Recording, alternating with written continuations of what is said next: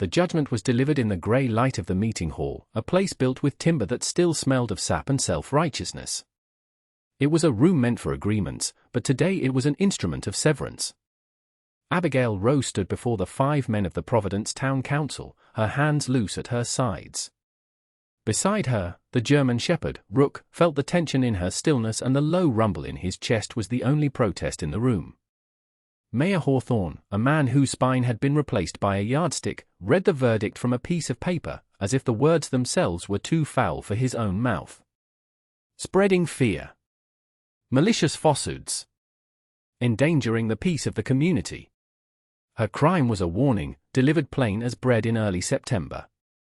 She had seen the signs her husband, Thomas, had taught her to see: the behavior of the squirrels, the strange, early yellowing of the ironwood leaves, the way the creek water felt against the skin, a deep cold that had nothing to do with the day's warmth. She had told them a killing frost was coming, not in November, but in weeks. A winter that would break the spine of the valley. They called it a lie. A widow's panic. An affront to God's settled seasons, as Reverend Miller, his Bible held like a shield, had argued. The Lord provides for the harvest in its time, he declared, and the council had nodded. Faith was cheaper than preparation. She was to be gone in 24 hours. Her land, her cabin, the things Thomas had built with his own hands, reverted to the town's trust. She looked past the council, at the faces in the back. Mr. Davies, the blacksmith, whose children she had nursed through the lung fever, now studied the floorboards. Mrs. Gable, a woman she had shared bread with a week prior, pulled her own son closer, as if Abigail's prediction were a contagion. Their silence was the true verdict. It was the nail driven home. She did not argue. She did not plead. Thomas had taught her that the truth doesn't need a defense, it only needs time. She gave a single, slight nod, a gesture of such finality it startled them. She turned, her hand brushing Rook's head, and walked out of the hall. The dog stayed at her heel, a dark, silent shadow of loyalty. She walked through the town that was no longer hers and did not look back. The climb was a prayer spoken by the body. Each step upward was a word, each aching muscle a verse.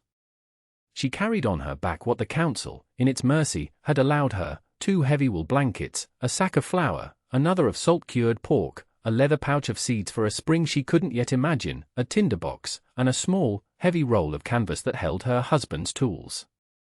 The saw, the hammer, the auger. And wrapped in oilcloth at the very center, his spirit level. It was a simple tool of brass and wood, the bubble in its glass vial a captured bit of air and truth. It was the heaviest thing she owned. Rook moved ahead, his powerful body a dark shape against the rust-colored bracken.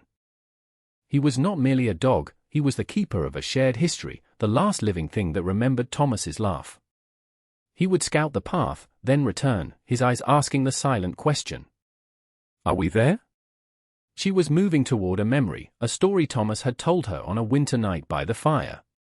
He'd been tracking a wounded buck high into the granite shoulders of the mountains that walled their valley. Found a place, Abby, he'd said, his voice quiet with discovery.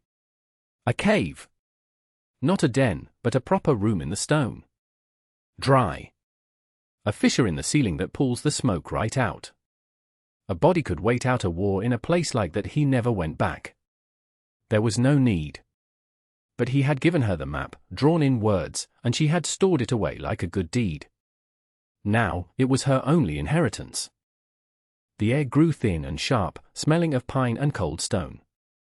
The valley below became a map of itself, the town of Providence a child's forgotten block. She felt the world tilting, the ground falling away, and with every upward step, she felt less like she was being exiled and more like she was ascending. On the second day, the first flurries appeared. Not the gentle, lacy snow of a proper winter, but hard, granular pellets that stung her cheeks. They were tiny, frozen confirmations of her truth. They did not melt. They clung to the ground in a fine, white dust. Rook tasted the air and looked back at her, a new urgency in his gaze. She found it as dusk was turning the grey rock to purple. A dark mouth in the cliff face, half hidden by a screen of ancient, wind-stunted pines. It was exactly as Thomas had described it. A place to wait out a war. She dropped her pack, the sound muffled by the thin layer of snow. She leaned her forehead against the cold stone of the entrance, and for the first time since the verdict, she allowed herself to tremble. The cave was a promise of shelter, not a home. It smelled of deep earth, damp stone, and 1,000 years of cold. The floor was uneven, littered with rockfall and the debris of ages. The only light was the grey, failing luminescence from the entrance. Rook paced the interior, his claws clicking on the stone, his sniffing echoes mapping the space. It was larger than her cabin had been, receding into a darkness that swallowed sound. She found the fissure Thomas had spoken of, a crack high in the vaulted ceiling that led to the open air. A natural chimney. That was the beginning. She did not rest. Rest was a luxury that belonged to the world below. Here, there was only work. Her first fire was a battle against the damp. She used the driest tinder from the heart of a fallen pine, shielding the infant flame with her own body until it caught, fragile and tentative. When the first curl of smoke rose, not back into her face, but straight up and into the fissure, the relief was so profound it felt like a physical blow. The fire was the first piece of furniture. It was the stove, the lamp, the heart. For the next 2 months, she and Rook worked from dawn until the last light failed. She became an architect of survival. Using Thomas's saw, she felled dead, dry timber from the surrounding slopes, dragging the logs back to the cave mouth. She was not merely gathering firewood, she was building a fortress against the coming cold. The wood was stacked deep inside the cave, lining the walls, creating new, drier partitions, until the stone itself was insulated by a bulwark of fuel. She used the larger logs and flat stones to build a raised platform, a floor that lifted them 6 inches off the damp ground. Every plank, every support, she checked with Thomas's level. The small bubble floating to the precise center was a silent conversation with him, an affirmation that she was building true. Measure twice, she would whisper into the quiet, the words a charm against despair. She built shells into the rock, storing her flour and salted meat. She foraged relentlessly, gathering the last of the season's hardy rosehips, digging for cattail roots in the frozen marsh below the tree line, harvesting tough, shelf-like fungi from the pines. She learned the landscape of necessity, her world shrinking to the things that would keep a body alive. She was not lonely. The constant, demanding presence of the work filled every space. Rook was her companion, her guard, her audience. In the evenings, they would sit before the fire, the vast, cold emptiness of the mountain outside, the small, determined warmth of their shelter within. The cave was no longer a hole in the rock. It was a room. It was a refuge. It had a floor, and walls of firewood, and a hearth. It was a home built of necessity and memory. The sky went from grey to the color of a lead ingot, a hard, seamless ceiling that pressed down on the world. The wind began, not as a whisper, but as a high, thin scream that never stopped. This was not the frost she had predicted. This was something else. This was a siege. The temperature fell and did not rise. It fell past familiar cold, past bitter cold, into a realm of cold that had a physical weight. The trees around the cave became glass sculptures, every needle, every branch, encased in a thick, clear armor of ice. When the wind blew, they did not rustle, they chimed, a strange, terrifying music. Inside the cave, Abigail felt the change. The cold pushed at the edges of her home, a palpable pressure. The blankets she had hung over the entrance, now stiff with frost, were not enough. She spent 2 days building a proper door, a heavy frame of green wood filled with a weave of branches and packed with moss and mud that froze solid.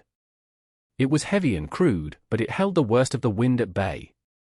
Now, the only sound was the steady crackle of the fire and the howl of the wind passing over the chimney fissure high above. She was warm. The stacks of firewood seemed to glow in the firelight, a proud, dense tapestry of security. She had enough fuel to last until spring, and then some. Her stores were organized, her routine set. The days were marked by the simple tasks of survival, tending the fire, melting snow for water, preparing their sparse meals, mending her worn clothes. She would watch the fire for hours, the flames dancing, the only moving thing in a world frozen still. She felt a profound and terrible peace. She had been right. The knowledge brought no satisfaction, no smug triumph. It was a cold, heavy stone in her gut. She would look out through a small crack in her frozen door, down toward the valley. There was nothing to see. The world she had known was gone, buried under a rolling ocean of white. The town of Providence was just a slight, almost imperceptible thickening in the snow, a place where the blanket was tucked in a little tighter. She thought of the faces in the meeting hall. Mr. Davies, his hand so skilled with hot iron, now useless against the cold. Mrs. Gable and her son. Mayor Hawthorne, his rigid certainty. She had tried to give them a truth they were not ready to receive. Now, that truth was burying them. Rook, sensing her disquiet, would leave his place by the fire and rest his heavy head on her knee. His warmth was a simple, uncomplicated fact in a world that had become hostile and complex. She was a queen in a kingdom of stone and fire, ruling over an empire of one. And she was utterly, completely alone. Down in the valley, the cold was not a season, it was an occupying army. It found every crack in every wall, every poorly sealed window, every shallow foundation. The houses, built for the memory of gentle winters, began to bleed their warmth into the unyielding air. The carefully stacked cords of firewood, meant to last until March, were half gone by the end of October. The cold was a thief, and it was ravenous. Panic began as a low murmur and grew into a quiet, desperate hum. The late crops of potatoes and turnips were frozen solid in the ground, as useless as stones. The cattle, then the sheep, began to die in the barns, their bodies stiff and strange in the half-light. The town's reserves of grain, held in the communal storehouse, were rationed by Mayor Hawthorne with a grim, tight-fisted authority that he mistook for leadership. His face, already severe, seemed to have been carved from ice. He made speeches about fortitude, about their shared strength, about Providence surviving worse. But his eyes were hollow. He was a man shouting orders at a tidal wave. Reverend Miller preached sermons of fire and trial. The cold, he thundered from the pulpit of his freezing church, was a test of faith, a burning away of the dross. Those who had harbored doubt, those whose belief was weak, they would be claimed by the chill. He did not say Abigail Rowe's name, but he did not have to. Every parishioner felt the unspoken accusation. She was the doubt. She was the dross they had failed to purge completely. But faith was a thin blanket against a wind that cut to the bone. The first to sicken were the children. A dry, rasping cough that settled deep in the lungs. Then the old. The town doctor, a man more accustomed to setting bones and delivering babies, had no remedy for a cold that was consuming a person from the inside out. Humor, what little remained, became a gallows currency. Two men, their faces wrapped in rags, trying to split a log of frozen oak. The axe head, made brittle by the cold, shattered on impact, sending shards of steel across the snow. One man looked at the broken handle, then at the other. "Well," he said, his breath pluming in the air, "at least we have two axes now," and neither of them laughed. There was no warmth left for it. The smoke from the town's chimneys, once a cheerful sign of life, grew thinner and thinner. Some days, only a few wisps of grey would rise against the white landscape, each one a desperate signal from a house that still had fuel to burn. They were becoming a town of ghosts, haunted by a future they had refused to believe in. The first sign of their coming was a disturbance in the stillness. Rook, asleep by the fire, lifted his head, a low growl vibrating in his throat. He went to the heavy door and sniffed at the frozen cracks, his body rigid. Abigail put a hand on his back, silencing him. She listened. There was nothing but the wind. Then she heard it, a sound that did not belong in her frozen world. A human voice, ragged and torn by the wind. She cracked the door and peered out. 3 figures were struggling up the final slope to the cave, dark shapes against the blinding white. They moved like old men, bent and slow, stumbling through the deep drifts. She recognized the broad shoulders of one, even hunched in on themselves. Mr. Davies, the blacksmith. They had followed the smoke. For weeks, they must have seen the faint plume rising from the high slopes, a thing that should not be. They had likely dismissed it as a trick of the light, a phantom. But desperation had given them new eyes. They reached the relative shelter of the pines outside the cave and collapsed, their chests heaving. It took them long minutes to regain their strength. Finally, Davy staggered forward, his face a mess of windburn and ice-caked beard. He stopped 10 feet from the entrance, his eyes wide with disbelief. He saw the neatly stacked walls of firewood, a king's ransom. He felt the impossible wave of warmth that spilled from the open crack in the door. He smelled meat and herbs, the scent of life itself. His face, which Abigail had last seen hardened with judgment, crumpled. The shame was so absolute it was like a physical deformity. The 2 men behind him could not look at her. They stared at their frozen boots, at the snow, at anything but the woman they had cast out. Davies raised a hand, not in greeting, but as if to ward off a blow. His thick leather gloves were cracked and split. "Mrs. Rowe," he began. His voice was a dry croak, the words freezing as they left his mouth. "Abigail," he stopped, swallowed. The simple act of speaking her given name was a confession. He tried again. We were wrong." It was not an apology. It was a statement of fact, delivered in the tone of a man pronouncing his own death sentence. He stood there, shivering, waiting for her judgment. Abigail looked at the 3 men. She did not see the blacksmith who had refused to sell her iron nails, or the farmer who had turned his back on her in the street. She saw men whose lungs were filling with ice, whose hands were turning black, whose lives were guttering out like cheap candles. Their arrogance had been scoured away by the relentless cold, leaving only the raw, desperate animal underneath. She did not speak. Words were for the world below, the world of counsels and verdicts. Here, in the stone and the firelight, there were only actions. She looked at Mr. Davies, at his ruined face and the profound, bottomless shame in his eyes. She looked at the other 2, who were now staring at her, their expressions a mixture of terror and a terrifying, fragile hope. Then, she simply stepped aside. She pulled the heavy door inward, opening the way. The warmth and light flooded out, enveloping them. Rook let out a single, sharp bark, a final protest of his territory. She placed her hand on the thick fur of his neck, a silent command. He subsided, but he did not relax. He watched them, the guardian of a trust they had already broken once. The men hesitated, as if they did not believe the invitation. Then Davies took a stumbling step forward, and another, crossing the threshold from the white, screaming world into the warm, quiet heart of the cave. The other 2 followed, their movements clumsy with cold and awe. The sudden warmth was painful, 1,000 needles on their frozen skin. They unwrapped the rags from their faces and looked around. They saw the raised floor, the neat shelves, the walls of firewood stacked to the ceiling. They saw a home, built in the heart of the desolation that was killing them. It was a miracle, and it was an indictment. Abigail ladled hot stew into 3 bowls and handed them to them. They took them with trembling hands, their fingers too numb to properly hold the spoons. They drank it, scalding their mouths, not caring. It was life. It was warmth. It was forgiveness they had not earned. Over the next day, more came. They followed the tracks of the first 3. Families arrived, huddled together, the children wrapped in every scrap of cloth they owned. Mrs. Gable came, carrying her son, his small body limp, his breathing a shallow rasp.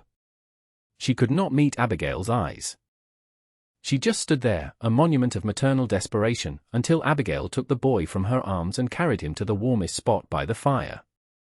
The cave filled with the quiet, shuffling sounds of a defeated people. They were a congregation of the ashamed. The powerful did not come. Mayor Hawthorne remained in his cold house, a prisoner of his own certainty. Reverend Miller stayed with his dwindling flock, preaching to empty pews. But one evening, a woman arrived alone, wrapped in a fine wool cloak that offered little protection against this new reality. It was Lydia, the mayor's sister. She approached Abigail, her face etched with a sorrow that was older than this winter. He lost his first family, she said, her voice a bare whisper, meant only for Abigail. Years ago. In the past. He was just a boy. They told him it was just an early frost. He believed them. She looked toward the entrance, toward the howling whiteness. He cannot bear to be wrong about the cold a second time. It was not an excuse. It was the key to a locked room. It was the shape of the man's cruelty, revealed at last as the shape of his fear. Among the last to arrive was an old man, moving with the slow, deliberate pace of one who knows the properties of wood and time. It was Ansel, the carpenter who had taught Thomas his trade. He carried a canvas sack of his own tools, the worn handles dark with the sweat of a lifetime. He did not come begging for warmth or food. He came as if reporting for a job he was already late for. He stepped into the crowded cave, his eyes taking in the space not with the awe of the others, but with a professional's appraisal. He saw the level floor, the sturdy shelves, the tight-fitting door. He ran a hand along a joint where two logs met in a sleeping platform, and a slow, deep nod of approval passed through him. He looked at Abigail, and in his gaze was the entire, unspoken history of his silence. He had stood by. He had let the council have its way. He had failed his apprentice's memory. He offered no words of apology. His shame was too profound for language. He simply unrolled his tools and got to work. His repentance was enacted in mortise and tenon, in the clean bite of his saw and the true strike of his hammer.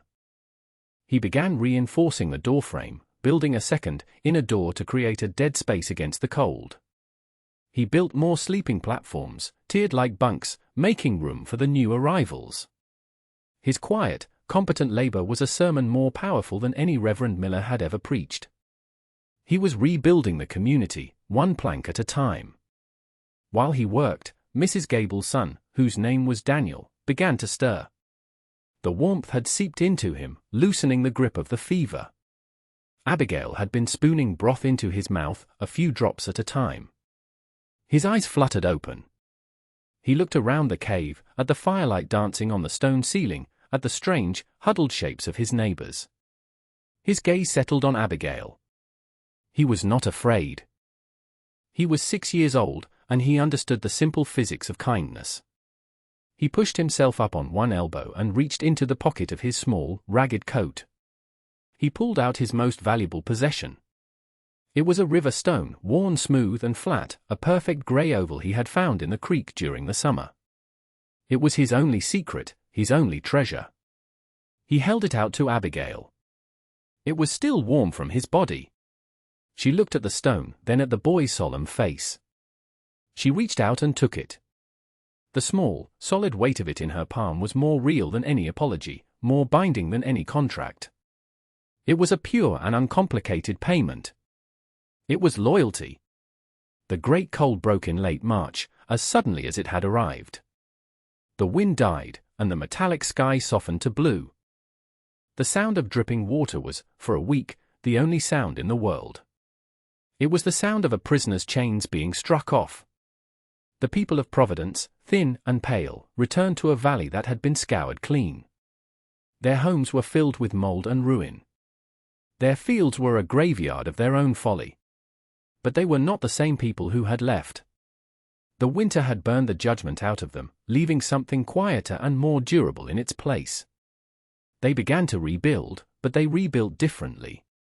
They built their houses with thicker walls and deeper foundations. They worked together, sharing labor and supplies. The shame they carried was a form of mortar, it bound them together. Abigail did not return to the town. The cave was her home now. The mountain had claimed her, or she had claimed it. But she was not an outcast. A path was worn into the mountainside by the traffic of people bringing her things, a bolt of cloth, a new axe head from Mr. Davies's forge, a sack of last year's wheat from a distant settlement, miraculously saved. They did not call it charity. They called it a tithe. They came not just with goods, but with questions. They asked her about the weather, about the soil, about the right time to plant. She had become their almanac, their seer. Her knowledge, once a crime, was now their most valuable asset. Ansel stayed for the whole summer. Together, he and Abigail built a small, solid cabin just outside the mouth of the cave. It was for the warmer months, a place to feel the sun. They built it from the best timber, and for every board, every post, every beam, she used Thomas's level. The small bubble, settling in its glass vial, was the final word on every decision. The story of that winter fanned out into the lives of the people. Mr. Davies became the new mayor, his leadership forged not in certainty, but in the memory of his own failure. Mrs. Gable's son, Daniel, grew up with a quiet reverence for the woman on the mountain. Lydia Hawthorne cared for her brother, who lived out his days as a quiet, broken man, forever staring out a window at a sky he no longer trusted. The town, in time, stopped calling itself Providence. The name, with its implication of a benevolent, overseeing power, no longer fit. They called it Sanctuary. And so, the story settles. It becomes a piece of local history, a tale told to children about a hard winter and a wise woman. It is comfortable that way. Distant. But you must not let it settle. You must understand that the narrator who has been guiding you through the snow and the stone is now turning to face you directly. For all this time, I have been speaking to you, sitting in the room where you are now. This was never a story about the 1800s. It was never about a woman named Abigail, or a town called Providence. The names and the dates are just a vessel, a container for a truth that is sitting in this very moment with you. This is a story about the cost of not listening. It is about the quiet prophets we keep, the ones who see the frost on the leaves while we are still celebrating the harvest. They are in your family, in your workplace, in your mirror. They offer a truth that feels cold and inconvenient, and so we call them liars. We cast them out. We build our meeting halls and we deliver our verdicts, and we retreat into the comfortable warmth of what we have always believed. We confuse the comfort of our belief with the safety of our position. We stand in the path of the avalanche and call it a flurry. We have all done this. You have done this. You have stood by, like Ansel, while a truth was exiled because it was not your truth to defend. You have turned away, like Mrs. Gable, protecting your own small comfort at the expense of a larger reality. You have mistaken cruelty for order, like Hawthorne, because the fear of being wrong was greater than the fear of the consequences. This story is a mirror. Do not look away from it. Do not historicize it. The wind is rising. The sky is turning to lead. And there is a voice, somewhere nearby, telling you something you do not want to hear. The story was always, and only, about what you will do next. And that smooth, warm stone that the boy, Daniel, gave to Abigail. You have one, too. It is the small, solid truth you carry in your own pocket. The one you have been afraid to offer. The one you have polished with your own nervous thumb. It is the key. The key to the shelter the world is freezing for lack of. The story was never about her. It was always about you.